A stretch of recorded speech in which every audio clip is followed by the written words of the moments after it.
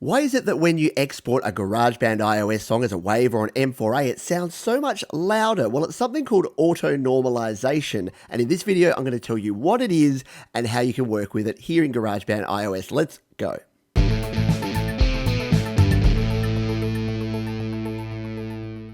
Hi, my name is Pete, and this is Studio Live Today, where I help you create, record, and release your best music. And if you've used GarageBand on your iPhone or your iPad, and you share or you export your final project as a WAV or an M4A compressed file, you may have noticed that when you then go and play it back somewhere else, it sounds much louder. Why is that the case? Well, it's something called auto-normalization, and what this does is GarageBand actually increases or normalizes the volume all the way up to 0 dB. Now, when we're in the musical world, 0 dB is the maximum volume, and all of our volume below that goes in the minus. So you might have seen on some meters you've got -6, -12, -18, and then 0 dB. If you go over 0 dB, you do what's called clipping or distorting your signal. It's something you don't want to do. Now, in GarageBand, especially on the iPhone, you have no metering for your master track, so it's hard to determine where your mix is at. But you've probably noticed that even when you mix at a nice low level, none of your individual tracks are clipping, and then you go to export, then yeah, you're still getting this loud signal. And why is this bad? Well,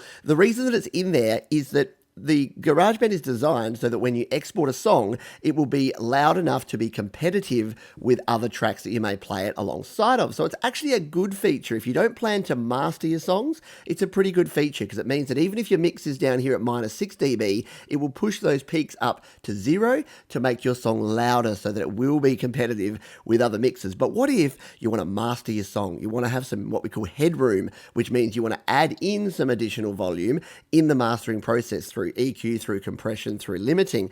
Well, what we need to do is we need to find a way to bring down the overall volume. So what I'm going to do is I'm going to jump into GarageBand on my iPhone now, and I'm going to show you some visual examples of exactly what the auto limiting is doing, and then I'm going to give you a couple of tips on how we can actually work with this to get a better sound and a better final mix for our mastering process. Let's jump in now. Okay, so we're here in GarageBand. Here is our song called Goats. It's a punk song. It's got a bunch of tracks there, and let's just come to a section here and hit play and see what it sounds like at the moment. Okay,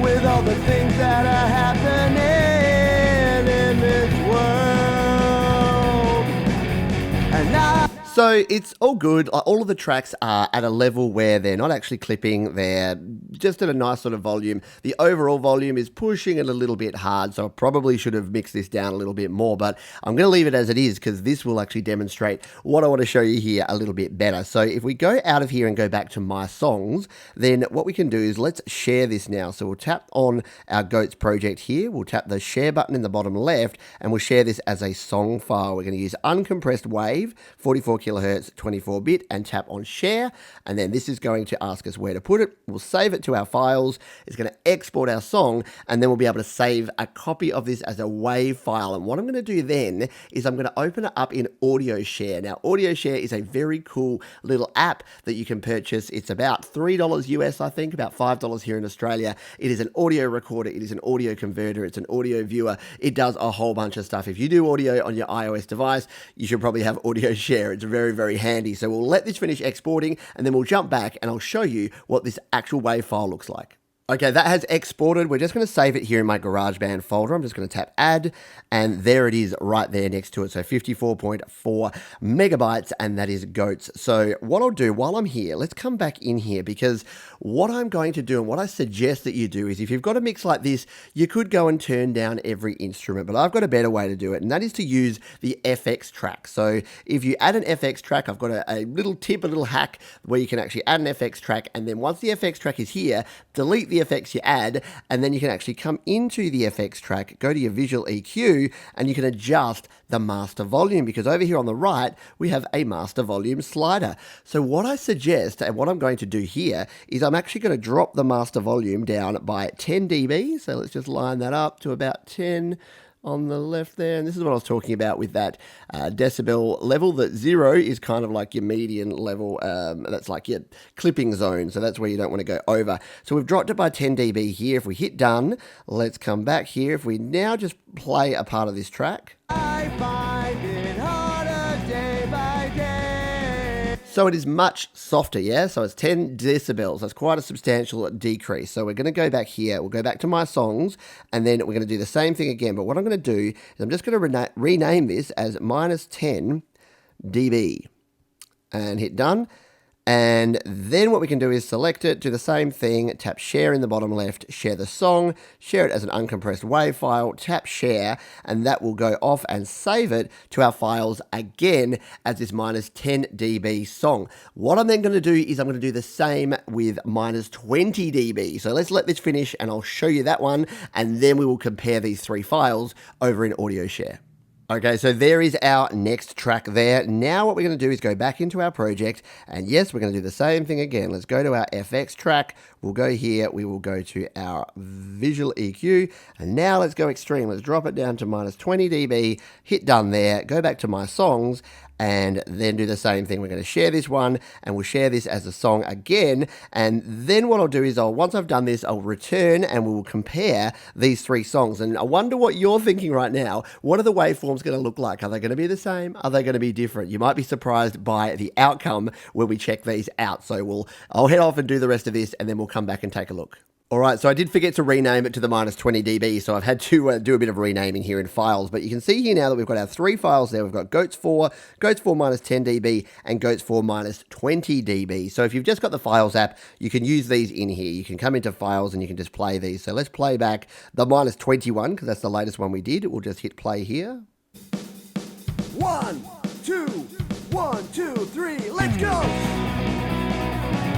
And what you're already going to be able to hear there is that, yes, it is a little bit louder than it's definitely a lot louder than it was in GarageBand at minus 20 dB. So what is going on here? Well, to check that out, we're going to take a look at the waveforms, and we'll do that in Audio Share. So let's jump over to Audio Share now. Okay, so we've opened Audio Share. Unfortunately, it's only a portrait mode app, so we're going to have to use the screen recorder here, and we'll do a bit of zooming around so that you can take a look at what is going on here. So the first thing we want to do is down the bottom here, the little yellow button is our import button. We're going to tap on that one, and we're going to go to our document picker, and we can actually import one of these. It'll take us straight to our recent folder, so we can just use it straight from here, or we can go to browse and find it however we like. But we're here in recent, so let's first grab Goats 4. So this is the first file that we exported, and here is our waveform. So you can see there where it's increased the volume and it's hit right up to 0 dB. So the very top and the very bottom of that waveform is the 0 dB point. You can see there in the middle where it gets a little bit quiet and it drops down a little bit. And then the final chorus, it really starts kicking in. So let's just take a little listen to this part here. Like, don't have it easier than me. They don't have to worry about.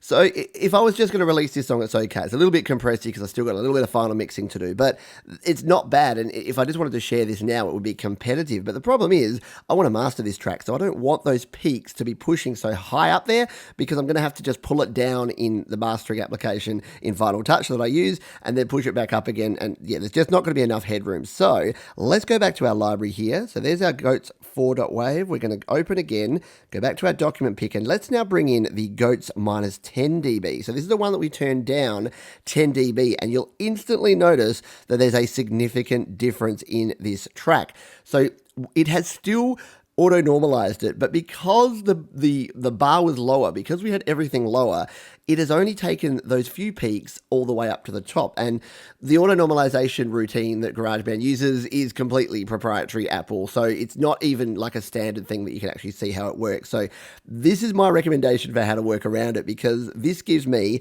a lot more headroom. You can see there that in sections like here, it is still peaking right up to 0 dB, but it's only in one spot, and it's only for like a tiny bit. And that's probably just like one word of a vocal. Let's just play this part and take a listen. I think that I might go. So it's just that I think that I might go insane. And if you listen to the track, you'll hear that it's at a much better volume for what we want to do with our final mastering process. Let's hit play again. Things you say and do, and I need to find. So if we compare that to what we had in our first track, which sounded like this. Never care and I wanna be as free as go. And again, if I was releasing without mastering, I'd be totally happy with that. But we want to master it, so we want to have a little bit more headroom. Now, let's take a final look at our minus 20 dB one, just out of interest. So we'll come back to our document picker. We will go to our minus 20. And here it is. it hasn't changed it that much at all. It looks almost identical to the original, so the minus 10 dB waveform. So as soon as you've got it down a little bit, you can drop it to minus 20, minus 30, minus 40. You can really pull it all the way down, and it's just going to spring it back up again when it does its auto normalization. So I found that minus 10 dB threshold just gives you that little bit of extra headroom that you're going to need, and it just makes it easier to do your mastering process because you're not as hot on your signal. It's not pushing up and you're not getting that sausage waveform that's going across the top there. So there you go. That is what auto normalization is, what it does here, and what your waveform will look like if it's been normalized by GarageBand here on iOS. So there you go. I hope this helped explain what auto normalization is, why it increases the volume of your tracks, and what you can do about it here in GarageBand iOS. Now, the bad news is you can't turn it off. There is no option to remove the auto normalization option here in GarageBand. On the Mac, there is. On the iPad and iPhone, there's not. So hopefully in a future version, we'll be able to turn it off because more and more people, like myself, are producing their music and they're wanting to master their music that they produce on their iPhone or their iPad. So it will be in their best interest to allow us to export it at the volume level that we want to. Anyway, if you've got comments, questions, or suggestions about this or anything else related to mixing, mastering, and releasing your music, then drop that in the comments below and I'll see you on the next video. Hey, thanks for sticking around. If you would like to learn more about the mastering process for your songs in GarageBand, you can check out the 2 videos linked below. You can also subscribe to the channel by clicking or tapping on the Studio Live Today icon in the top right corner, or head on over to studiolivetoday.com for even more audio goodness.